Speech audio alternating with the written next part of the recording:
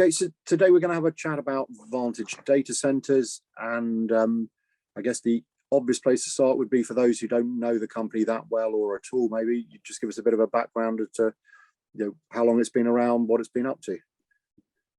Yeah, perfect. Yeah, thanks for the introduction. So at Vantage Data Center, we are focused on building large-scale data centers, mainly to serve the big players. So let's say the cloud providers, the telecom operators, but also the large-scale enterprise customers. We started the business in 2010 in North America in 2 different markets. Since then, we have expanded a lot. We expanded to Canada with the acquisition of 4 Degrees in 2019. We expanded also to Europe with a $2 billion plan for expansion with the acquisition of 2 companies, Ethics Everywhere, a company I created 10 years ago, and another company based in Cardiff named NGD, Next Generation Data. And also we have launched some greenfield development across Europe. And more recently, we decided to expand to Africa and Middle East through the European platform, which is now leading EMEA. And also more recently, and you saw the news, we decided to expand to APAC with various projects, some greenfield projects, but also the acquisition of 2 existing players. The first player named Agile Data Center that was focused on developing greenfield opportunities in 3 different markets, but also the data center business of a company called PCCW. And they had some facility we acquired both in Hong Kong and in Malaysia. So the business has expanded a lot over the, let's say, the last 24 months, going from 2 markets in North America. And now we have announced 18 different countries across the globe, and we are on the 5 continents. So a lot of expansion, I would say, over the last 2 years. Okay, and I know you've recently announced a sort of a funding round, if that's the right way to describe it. So is that to, if you like, bankroll what you've just announced, or is that the next tranche of money for your next stage of development, or is it a mixture of those? Yeah, I think we have announced a lot of funding round recently. We have raised both a lot of equity, just to sustain the business and the new projects, but also for assets that are a little bit more stabilized, meaning they are delivered, we have customer in, and they have reached a certain percentage of occupation. We have decided to recycle some of our equity by going through what we call a securitization process, where basically we welcome new investor on board in order to resecure the capital of our first investor, and that allows us to fuel the business for new developments. So it's like recycling equity to be able to deliver a new project faster. Fair enough. And you've referenced some of the expansion in EMEA and further afield. I'm just interested in Africa. I mean, what is your presence? And what are you growing? I mean, we tend to assume South Africa is the African data center market. Is that right, or is there other places that you're looking at? No, for sure. I mean, we have announced. We are leveraging a $1 billion investment from our existing shareholder to expand to Africa. So for sure, we will not only stay in South Africa. We will go to other markets. We don't know yet the time frame, but for sure, we are looking at other places. We have made a first big investment in Johannesburg, for which the first facility will be live in July next year. So it's going quite fast because, we got board approval in March of this year, and we are already delivering next July. So very, very fast process internally to get this one done. We are first looking at other, let's say, markets in South Africa. So it's likely at some point we will go to a market like Cape Town, if things get confirmed, and then we will expand to other places. The 2 other countries that are leading Africa at the moment for data center would be Nigeria with Lagos, and also Kenya with Nairobi. So at some point we will go to these markets, but timing is quite not confirmed at the moment. Okay, and in terms of Asia, you mentioned you've made a couple of acquisitions. I know one of them is, I think, a Hong Kong-based telecoms company. Yep. But Asia is quite a large area. So what are you doing, and in which parts of the Asian market? So further detail on this one will be announced pretty recently. Pretty soon in the process, because the closing of the acquisition is going to happen before the end of the year. We have acquired multiple facilities in Hong Kong and also some facilities in Malaysia. So with this acquisition, we get 2 things. We get a very competent team with more than 100% base in the continents. That's helped us also leveraging new greenfield developments. but also it gives us a very strong customer base because with the asset of PCCW, we have now more than 100 megawatt of capacity leased to customers. So we get both. We get the people with the experience locally to develop business, but also the customer base that we can leverage and expand. And just sort of completing the coming back closer to home, I think you've also announced new data centers in Berlin and Warsaw. So just a bit of background as to why those locations, maybe. Yeah, I mean, why those locations? Just because we follow our customers usually, and some of them wanted to be there. Warsaw, I mean, Poland it's a big country, well-developed economy, growing fast. So it was making sense to go there. And our customer wanted to be there. So we acquired a site at the north of Warsaw. And we're going to be live early next year in Q1, before the end of the quarter. So it's a 48 megawatt campus. And we are delivering the first building of 8 megawatt for our first customers there. And then Berlin, I mean, we went to Berlin for various reasons. The main reason was Frankfurt. I mean, we are developing a lot of projects in Frankfurt, but it's getting more difficult. Everyone gets constraints. Price of real estate is very high. It's very difficult to find power. So we believe our customer could be interested to go to other markets in Germany. So we look at Munich, we look at other places, and we decided to go to Berlin first. We have started construction already a couple of months ago, and we're going to be live in January of next year. So Berlin is, I mean, it's a big campus because the two first buildings already under construction reach a capacity of 32 megawatts. So it's a decent sized data center in a very nice area. We are the south of Berlin in a place called Brandenburg Port, not very far from the Tesla new factory. Okay, and I think you've alluded to part of the reason for the expansion. You've got customers, I guess, whether they're in North America or already in Europe, that want to go into new markets. I mean, is it possible to put a sort of ratio on how much of your expansion is customer, existing customer driven, and how much is, I won't say speculative, but more about acquiring, a new customers and a new data center business in new markets? Yeah, very, very good question. I mean, Advantage, we decided to focus only on 50 customers globally. So we have, we can welcome many customers, but there are really 50 customers where we put a lot of efforts to make sure we keep supporting their business globally on the 5 continents. However, let's be honest, only a fraction of this customer represent the majority of our megawatt lease. So we basically have maybe 5 or 6 customers representing maybe 90% of our revenue globally. And usually we are talking about the cloud service provider. So they can be Asian cloud service provider or US cloud service provider, and we follow them. So we have daily or weekly discussion with them. We try to understand where they want to go next, where they need help. And then we decide to go to this new market or new country. We buy land, we get our building permit in place, we secure the power. And once a project is fully secured, we re-engage with our customer and see if a deal can be done. And usually we try to sign a customer agreement before we start construction.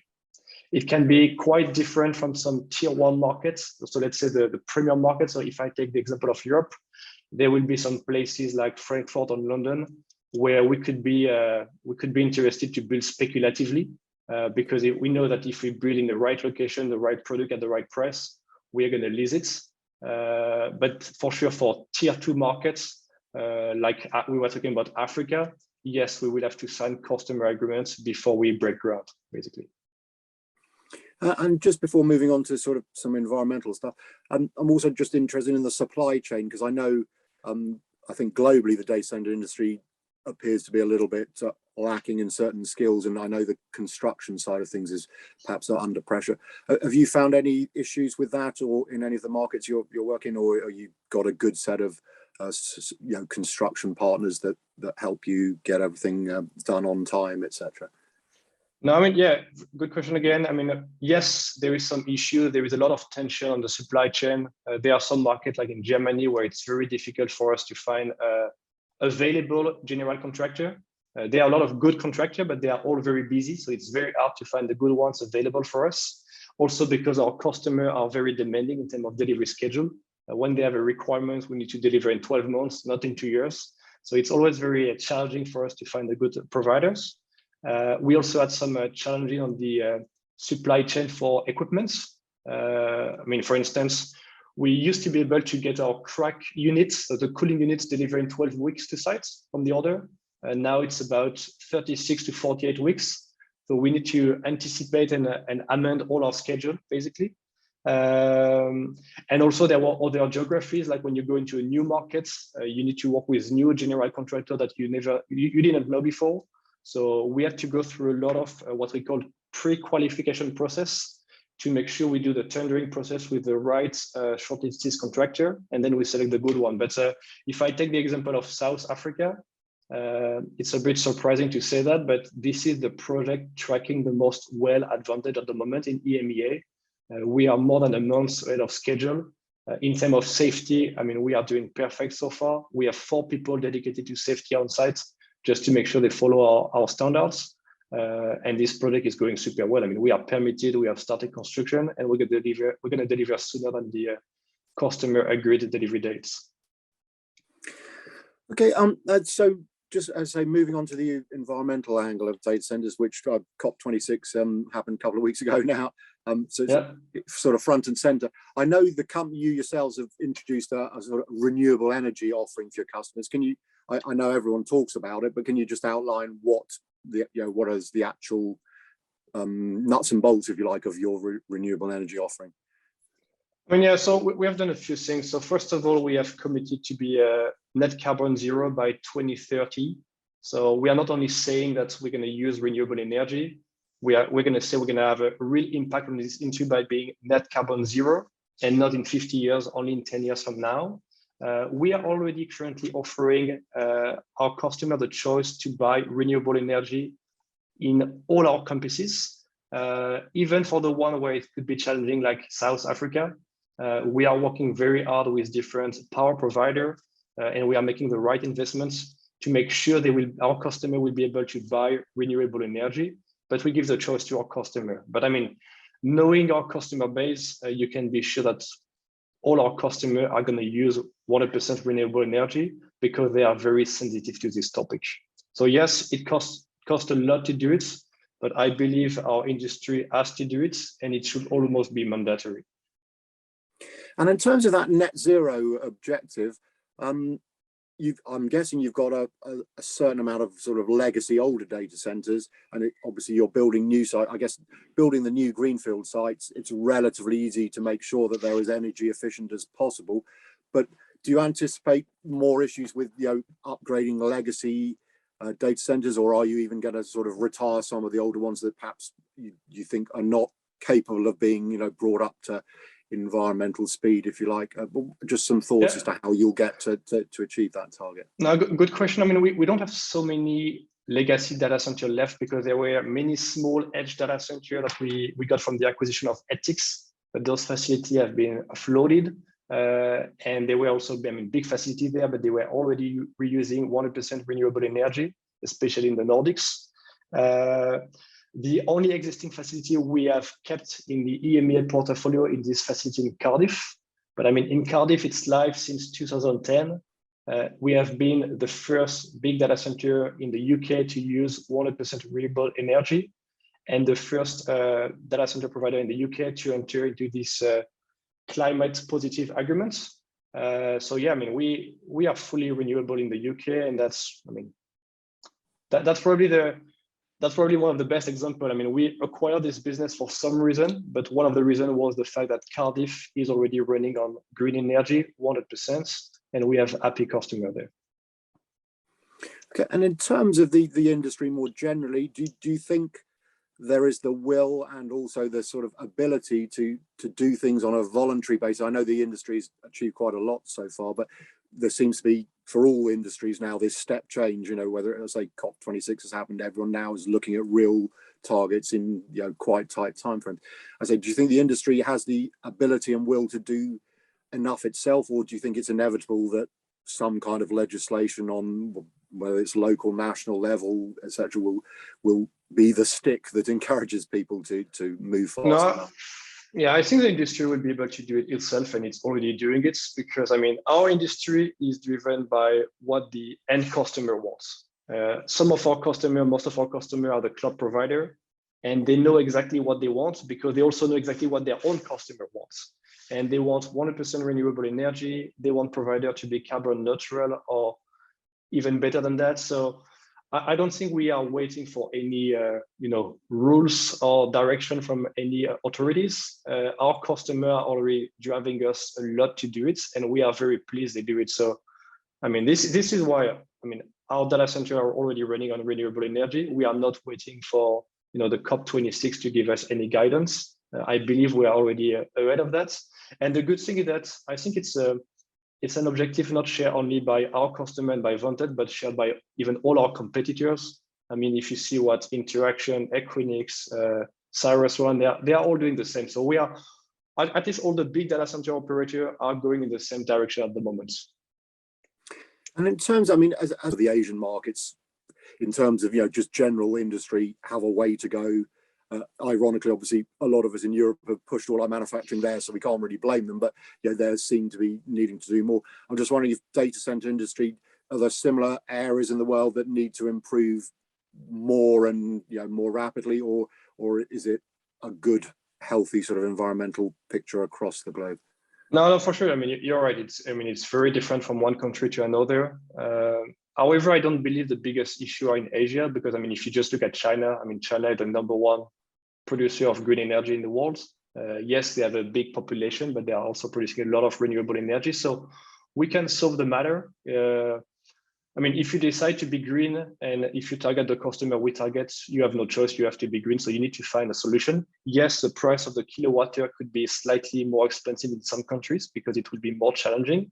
Even in well-developed countries like Germany, I mean, if you compare the price of the kilowatt hour in Germany in comparison to the price of the kilowatt hour, I mean, in the Nordics or even in France, we are talking about a big gap. So if on top of that, you need to be green, you are also paying another premium, but our customers are still keen to do it. So yeah, I mean, we are seeing a lot of challenging on the way to be able to meet our objective, but not something we cannot manage. And our competitors, I believe, are doing the same thing. And just picking up on something you said there, I'm intrigued because you mentioned the Nordics, and as I understand it, they have plentiful renewable power. Yep. And obviously the climate is fairly cold, so the times you actually need to do things are much reduced. Do you think? And sorry, you also mentioned Ed. So I guess my question is it possible to move data centers maybe more to climates that are better able to provide environmental benefits, assuming the applications allow that? And how does that sit with this drive for edge, where everyone appears to want their data center sit right next to their application, if that makes sense? Yeah, that makes total sense. I think the answer will be yes and no, meaning you can offload a part of your IT load. So everything which is non-latency driven. So I mean, like for instance, if you are a laboratory and you need to do some very complex calculation, but you can wait a few hours or even a few days to get the outcome and the results, that's fine. You can offload that to Iceland, to Sweden, and so on. However, if you are a business that is driven by latency, especially the cloud provider, where their customers are usually accepting a latency between 20 and 40 milliseconds, you need to make sure you have your data center in your country, close to the customer you are serving. This is also why in some countries you have multiple cloud regions per country, because the customer will be very demanding and because they will have some very strong constraint in terms of latency. So the answer is yes, there is a lot of capacity we can offload to the Nordics or other countries where it's easier to get renewable energy at a cheaper price. However, it does not apply to most of the IT load. Otherwise, all the data center will be in the Nordics or in Canada. Okay, so we discussed a lot, and you've shared a lot of plans, current plans, and what you've been up to during the last 12 months. So it might be a bit greedy of me to ask, but are you able to tell us, give us some clues as to what you might be up to? Is it fair to assume that there'll be some more acquisitions and expansion plans for next year? What sort of things can you tell us? Yeah, so for sure. I mean, now as we have made a lot of acquisition over the last months or last 2 years, we are on the 5 continents. We want to expand this business as much as we can, following our roadmap. So we're going to do 2 things. We're going to keep going to new markets with greenfield developments, meaning buying land and building our data center on our own. But also we have an M&A team in charge of doing acquisition. So we will keep looking at new targets to fast track the process of going to new regions. So for instance, Middle East, we want to be in Middle East. We are not yet there. So we have two options. Either we are comfortable by building our own team locally and we buy land, or either we start at various options for sure. So we are looking at various targets and sites we could acquire, but it's not done yet. And for sure, we will make an announcement every time we have closed a deal there. Okay, well, it's been really great to have a chat to you today, Antoine. So thank you very much indeed for your time. Thank you. Thanks for your time. Pleasure.